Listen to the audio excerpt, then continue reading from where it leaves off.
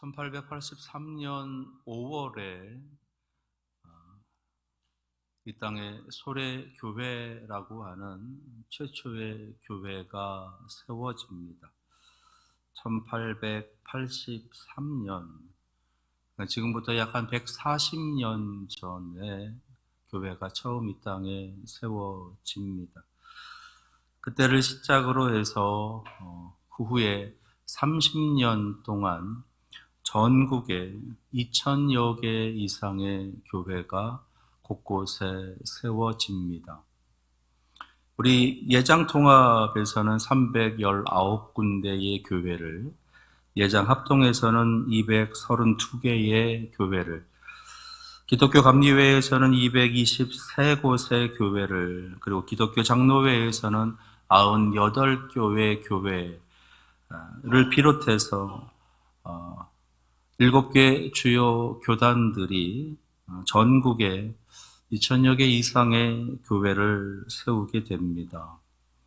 근데 이렇게 많은 교회가 그렇게 전국에 세워지는 그때, 그 즈음이 우리가 알고 있는 대로 개화의 시기였다라는 것, 소위 개화기였다는 것이고, 그 개화기, 그 격동의 세월 속에서 1910년 일제강점기가 이 땅에 시작되어지는 참으로 안타까운 참혹한 일이 벌어지게 됩니다.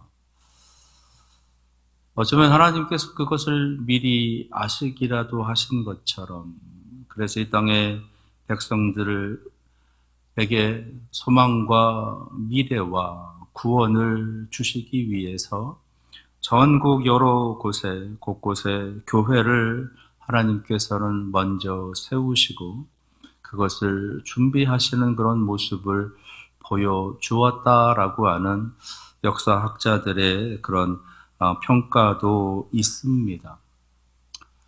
가장 어려운 시기에, 절대절명의 시기에 나라를 위해서, 민족을 위해서, 더 나아가 그 땅의 백성들을 위해서 하나님 앞에 부르짖어 기도하는 수많은 교회들을 하나님께서는 미리 세워주시면서 그 땅에 하나님 다스려 가시는 일들을 다시금 준비하게 하시는 그런 거룩한 일들을, 그리고 이 땅에 임하게 될 그 구원을 준비하는 모습을 보여주셨다라는 거예요. 그렇게 시작된 교회가 지금 2024년, 140년이 흐른 지금 전국에 5만 5천여 개의 교회, 그리고 760만 명의 성도들로 부흥했다라는 겁니다.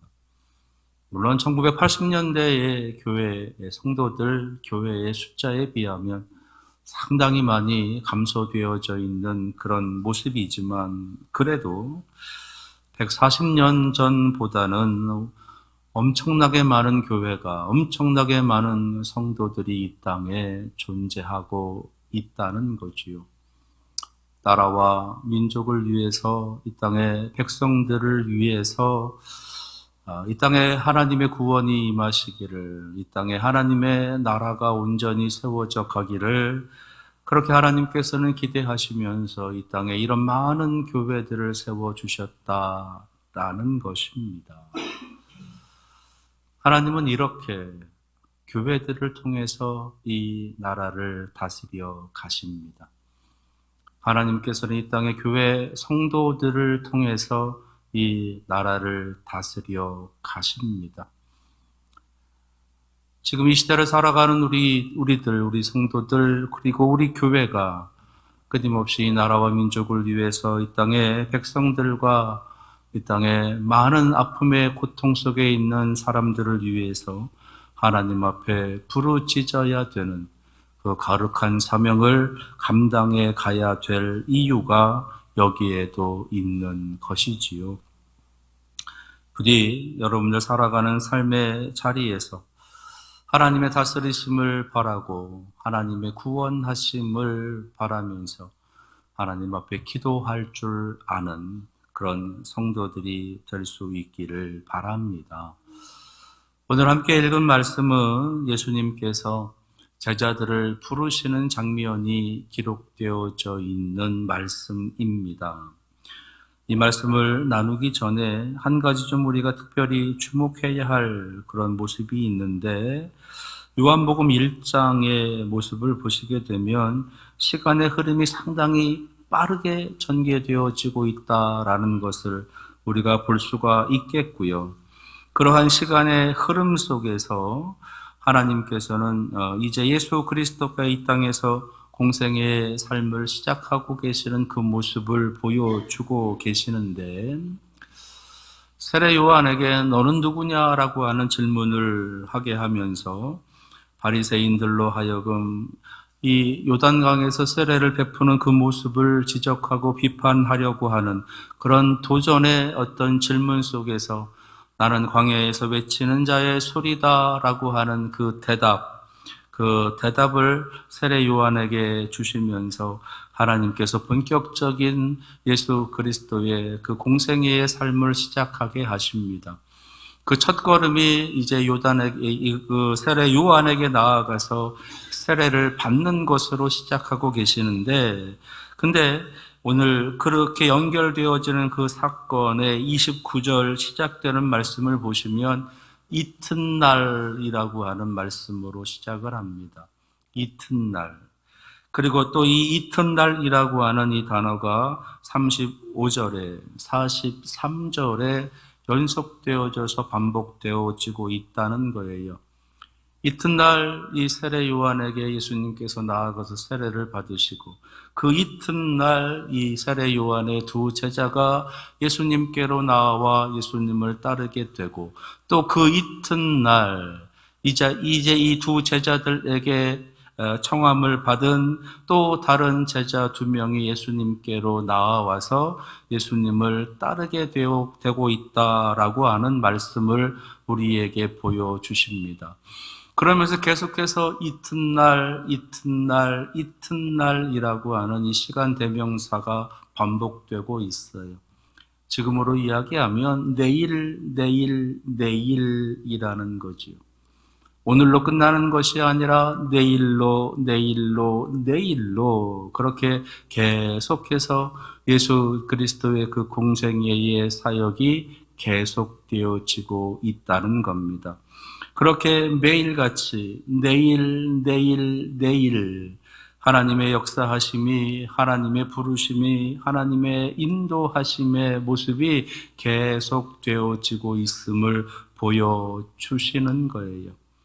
그러시면서 그들이 살아가고 있는 그 구원이 필요한 그 삶의 현장에서 하나님께서 그들을 부르시고 그들에게 역사하시고 그들을 인도하시며 그들을 구원의 모습으로 이끌어 가시는 그 하나님의 모습을, 주님의 모습을 우리에게 보여주고 계시다라는 겁니다. 어제로 끝나는 것이 아니라, 오늘로 끝나는 것이 아니라 그 이튿날, 내일을 하나님께서는 계속해서 우리에게 보여주시면서 내일이 있다고, 내일도 하나님께서는 역사하시고 하나님께서 동행하시고 하나님께서 지켜주신다라고 하시는 약속의 말씀을 들려주시는 겁니다. 그래서 우리 믿음의 사람들에게 있어서는 어제보다는 나은 오늘보다 나은 내일을 더 기대할 수 있는 것이지요. 오늘 하나님 앞에 예배하는 이 시간이 내일로 이어지고 내일이 또 내일로 이어지면서 여러분들 살아가는 모든 삶 속에 그 매일매일이 하나님의 은혜의 날, 하나님의 구원의 날, 하나님의 역사의 날이 될 수 있기를 축원합니다. 이제 말씀으로 돌아가서 예수님께서 제자들을 부르시는 장면입니다. 먼저는 요한의 두 제자가 예수님을 따르게 돼요. 근데 그 두 제자 중에 한 사람은 시몬 베드로의 형제 안드레라고 40절에 우리에게 알려주고 있습니다. 여기서 우리가 좀 우아할 수 있는 점이 하나 있는데, 우리가 알고 있는 마태복음, 마가복음, 누가복음에서는 예수님께서 제자들을 부르시는데 제일 먼저 부르는 사람이 누구였느냐? 베드로였다는 거지요. 베드로와 안드레, 그리고 야고보와 요한, 어부들을 먼저 부르셨다는 겁니다. 특별히 베드로에게는 내가 너를 사람을 낚는 어부가 되게 하리라 라고 하시면서 위대한 비전을 그에게 넣어주시면서 그를 불러주십니다. 베드로, 안드레, 야고보, 요한. 그래서 이 네 사람의 제자는 늘 항상 예수님께서 가장 먼저 부르신 제자들의 그런 모습으로 우리가 기억하고 있는데, 오늘 말씀은 그렇지 않다는 거예요. 먼저는 안드레가 나오게 되고, 오늘 말씀에는 그 이름이 등장하지는 않았지만 많은 성경학자들은 또 하나의 이 세례 요한의 제자는 요한이었다. 오늘 이 복음서를 쓰고 있는 요한이었다라고 그렇게 이야기를 합니다. 그러니까 안드레와 요한이 먼저 예수님의 부름을 받는다는 것이고, 그 후에 이제 베드로에게 이 안드레 동생이 가서 형에게 이 주님을 소개하고 있다는 거예요. 그리고 나서 이제 빌립이라는 사람에게 가서 이제 이 안드레와 요한이 예수님을 소개하고, 그 빌립이 또 가서 나다나엘에게 이 예수님을 소개하고 있다는 겁니다. 예수님께서 어느 날 문득 그들에게 찾아가셔서 그들의 제자로 부르신 그런 모습도 있으시지만, 오늘 요한복음에서는 두 제자를 통해서 이제 베드로를, 두 제자를 통해서 빌립을, 그 빌립을 통해서 나다나엘을, 그 나다나엘을 통해서 또 누군가를 그렇게 주님의 제자로 부르시고 계시다라는 거예요. 하나님께서는 우리를 불러주실 때에 주님께서 직접적으로 우리를 부르시는 모습도 물론 있으시지만, 누군가를 통해서 우리를 부르시고 계시다는 겁니다. 근데 그 누군가는 전혀 나와 상관이 없는 사람이냐? 그럴 수도 있지만 대부분의 경우는 나와 관계를 맺으며 살아가는 이 땅에 우리의 주변에 있는 가까운 가족, 그리고 내 주변에 있는 지인들, 같은 지역에 살고 있는 그 사람들, 늘 얼굴을 맞대고 늘 대화를 나누고 삶을 나누고 함께 식사도 하고 하는 우리 주변의 가까운 지인들을 통해서 주님의 부르심이 들어간다라는 거예요. 아마도 여러분들도 대부분 그런 모습으로 지금 이 자리에 앉아 계시고 예수 그리스도를 믿는 그 믿음을 시작하셨을 것이다 라는 겁니다. 자, 그렇다면 그런 부르심 가운데 내가 이 자리에 와 있다면 나도 그런 부르심의 모습을 그들에게 들려줘야 되지 않겠는가?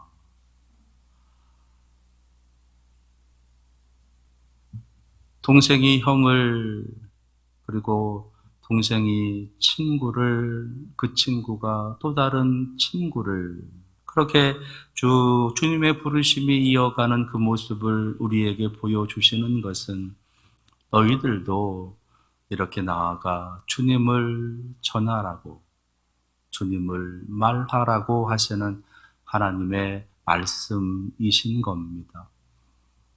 여러분 살아가는 주변에 그곳에서 예수 그리스도를 전할 줄 아는, 예수님을 말할 줄 아는 여러분들 되시기를 바랍니다.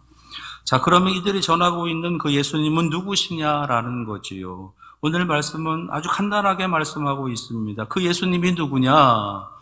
메시아라는 거예요. 메시아. 그리스도라고 번역을 하고 구원자로 불려지는 겁니다. 메시아이시다. 예수님이 메시아이시다.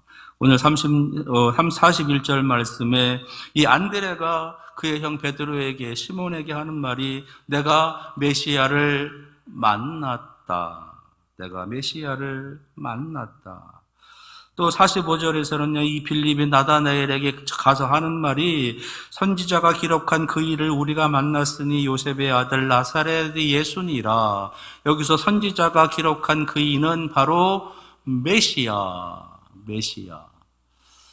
그리스도라고 하는 것이지요.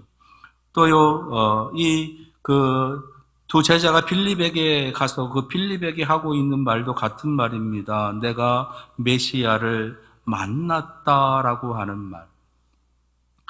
구원자를 만났다라는 말이에요. 자, 여기서 알 수 있는 것은 지금 이 예수님께서 부르시고 계시는 이 제자들에게 공통적으로 그들이 이 예수님을 소개하고 있는 말은 내가 이 메시아를 만났다. 예수 그리스도가 메시아다. 예수님이 구원자이시다라고 하는 것을 말하게 되고 그 소리를 듣고 그 예수님을 따라 나서기 시작을 하는 겁니다. 구원자라고 하는 소식을 듣고 구원자이시다라고 하는 말을 듣고 그 예수님을 따라 나서는 거예요. 물론 그들이 따라 나서는 이유는 여러 가지가 있을 수도 있습니다. 정말 예수님께서 구원자이신가 그렇지 않은가에 대해서 확인하고 싶은 마음도 있었을 것이고, 정말로 예수 그리스도께서 구원자라고 하시면 구원자께서 이 땅에서 보여주실 여러 것들을 나도 함께 드러낼 수 있겠다라고 하는 개인적인 욕심도 그 속에 포함되어지기도 했을 겁니다. 더 나아가서 이 땅에 메시아로 오시는, 이 땅에 하나님의 아들, 그리고 이 땅을 다스리시는 왕으로 오실 그 예수 그리스도를 내가 그 옆에서 보좌하게 되면 그의 영광을 나도 누릴 수 있게 된다라고 하는 그러한 욕망도 포함되어져 있을 것이에요. 그러나 이 모든 것들의 공통점이 있는데 그것은 뭐냐면 지금 이들의 삶은 구원자가 필요한 삶이었다는 겁니다. 구원자가 필요했다. 구원자를 기다렸다. 메시아를 기다렸다라는 거예요. 안드레에게도, 요한에게도, 베드로에게도, 그리고 빌립과 나다나엘에게도 메시아가, 구원자가 필요한 삶이었다는 겁니다. 로마 제국에 의해서 강제로 이제 나라를 빼앗기고 자기들의 어떤 주권을 행사하지 못하고 있는 이스라엘이라고 하는 그 작은 나라, 빼앗기고 짓밟히고 고통 가운데 살아가고 있는 자기 나라의 백성들, 그 백성들을 바라보면서도 이러지도 못하고 저러지도 못하고 그러면서 무능함을 그대로 드러내고 있는 많은 지도자들, 더 나아가서 그런 지경에 있음에도 불구하고 여전히 변함이 없는 불의함, 부정함, 그런 안일함 가운데 빠져 있는 그들의 모습을 바라보면서 그 땅의 백성들은 하나님을 향해서 기도할 수밖에, 하나님을 향해서 부르짖을 수밖에, 하나님 우리를 구원하여 주소서, 우리를 해방시켜 주소서, 우리에게 자유를 허락하여 주소서라고 하는 그러한 부르짖음밖에 없었던, 그래서 마치 광야에서 목 놓아 부르고 있는 그러한 삶을 살아가는 것이 그들의 모습이었던 것이고, 바로 그 사람들 중에서 바로 이 제자들이 있었다라는 겁니다.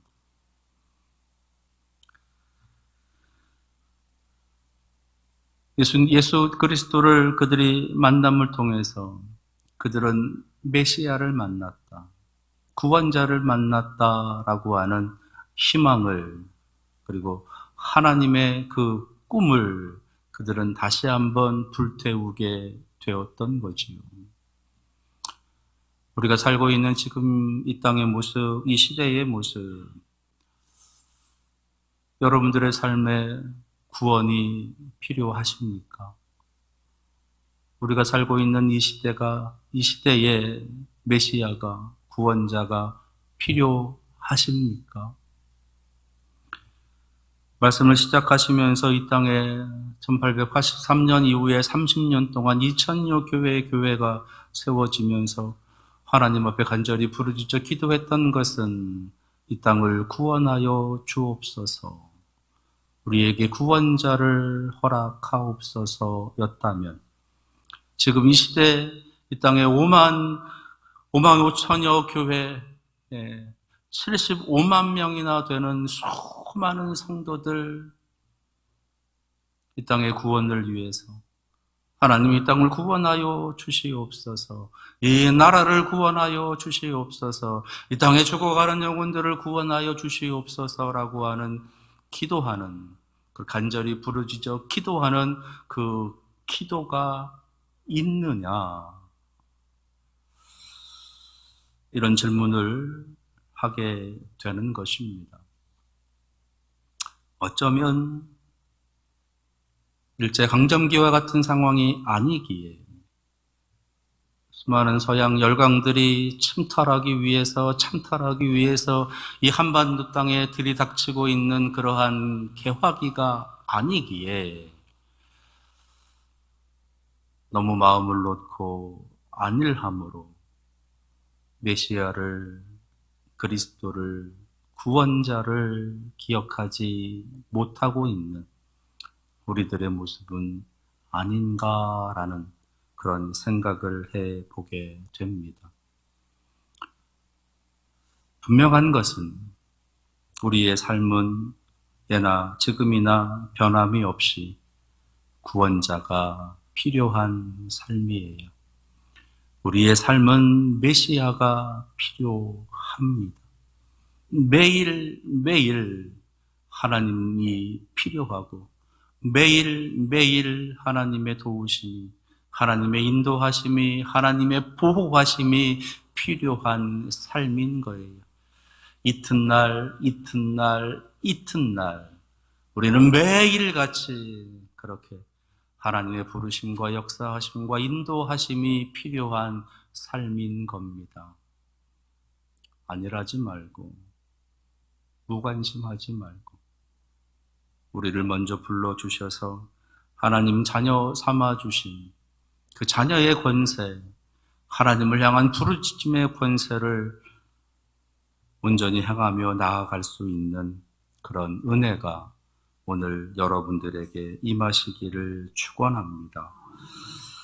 그 메시아를 만나면, 그 예수 그리스도를 만나면 어떤 일이 벌어지느냐? 오늘 51절 말씀이세요. 51절, 진실로 진실로 너희에게 이르노니 하늘이 열리고 하나님의 사자들이 인자 위에 오르락 내리락 하는 것을 보리라 하시니라. 하나님의 사자가 하늘 위로 오르락 내리락 하는 것을 보게 된다. 어디서 많이 들어보신 그런 말씀이지 않나요? 하늘에서 오르락 내리락 하는 천사를 본 그 사람이 또 있지요. 누구지요? 야곱이라는 사람입니다. 속이는 자라고 하는 뜻을 갖고 있는 그 야곱. 형 에서에게서 장자의 명분을 속이고 거짓말을 해서 빼앗고 그 장자의 권한을 가지고 이제 목숨을 부지하기 위해서 외삼촌이 있는 하란으로 가는 도중에 이제 그 광야에서 그가 밤을 맞이하게 됩니다. 옆에 있던 돌을 베개 삼아서 잠을 자게 되는 거지요. 그때 하나님께서 그 잠 중에 꿈으로 환상을 하나 보여주십니다. 그게 뭐냐 하면 하늘 끝까지 닿아 있는 사다리를 보게 되고 그 사다리에 하나님의 사자들이, 천사들이 오르락 내리락 하면서 왔다 갔다 하는 그런 모습을 보여주십니다. 그것을 보고 있는데 어디선가 음성이 들리는 거예요. 나는 여호와니 너의 조부 아브라함의 하나님이요 이삭의 하나님이라.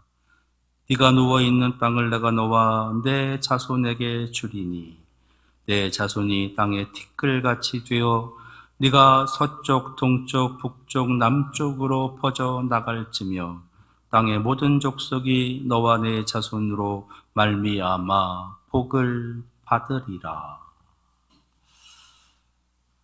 이 말씀은요, 하나님께서 아브라함을 처음 불러주셨을 때 해주셨던 말씀이세요. 그리고요, 이 말씀은요, 아브라함의 아들 이삭에게도 똑같이 들려주셨던 말씀이십니다. 할아버지 아브라함, 아버지 이삭의 하나님께서 형 에서가 아닌 자신에게 오셔서 들려주시는 약속의 말씀이신 거예요. 아브라함에서 이삭으로, 이삭에서 에서가 아닌 야곱에게 하나님의 약속이 이어져 가고 있음을 보여주고 계시는 그 언약의 상속, 하나님의 약속이 그렇게 내려오고 있는 것을 보여주시는 거예요. 이 약속을 듣고 이제 이 야곱은 하나님 앞에 다짐합니다. 내가 지금 베개 삼아서 잠을 정했던 이 돌을 기초로 해서 내가 이곳에 제단을 쌓겠습니다. 하나님께서 하신 그 약속의 말씀이 내게 이루어지면 내가 다 이곳으로 돌아와서 이곳에 하나님의 집을 짓겠습니다. 그래서 그곳의 이름을 베델이라라고 부르는 거예요.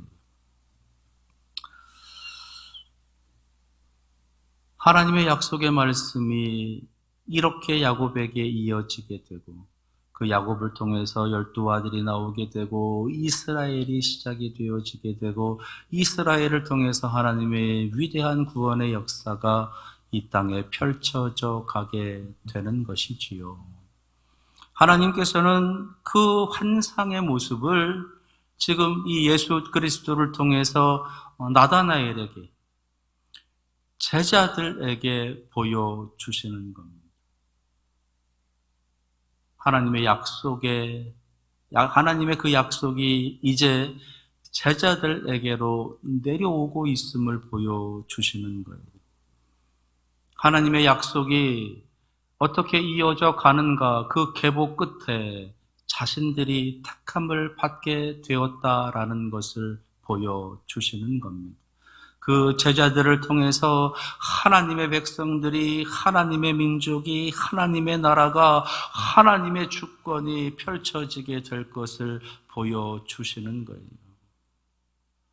이것이 제자들을 하나님께서 부르시는 이유이기도 하고 예수 그리스도를 만나게 되면 그들에게 보여지는 모습이다라는 겁니다. 오늘 말씀에 하늘이 열리고 예수 그리스도를 만나면 하늘이 열려지게 되고 하나님의 약속이, 하나님의 축복이 임하게 되는 것을 우리에게 보여주시는 거예요. 하나님께서는 여러분들에게도 이 약속을 들려주시는 겁니다. 예수 그리스도를 만나면 너희들에게 하늘이 열려지게 된다. 하나님의 약속이 임하게 되고 그 약속을 이루시기까지 너희와 동행하실 것이다. 오늘 이 하늘 문이 열려진 이 하나님의 놀라운 은혜가 우리 사랑하시는 우리 교회와 성도들 한 사람 한 사람마다 임할 수 있기를 바랍니다. 그러려면 예수님을 만나야 돼요. 예수님을 만나셔야 돼요. 예수님과의 만남은 하늘이 열리는 만남입니다. 예수님을 만나면 하늘이 열려지게 돼요. 하늘이 열려지게 되면 어제보다 나은 오늘을 살아갈 수 있게 되고 오늘보다 나은 내일을 약속받게 되는 겁니다. 여러분들의 삶에 예수 그리스도를 매일같이 만나심을 통해서 어제보다 나은 오늘을, 오늘보다 나은 내일을 살아가는 하나님의 거룩한 성도, 하나님의 약속의 성도들이 바로 우리 교회와 우리 성도들이 될 수 있기를 축원합니다. 기도하겠습니다. 예수님과의 만남은 하늘이 열리는 만남입니다. 이 만남을 통해 하나님의 약속이 우리에게 임하시고 어제보다 나은 오늘을, 오늘보다 나은 내일을 굳건히 살아가는 하나님의 거룩한 성도와 우리 교회가 되게 하옵소서. 예수 그리스도의 이름으로 기도합니다. 아멘.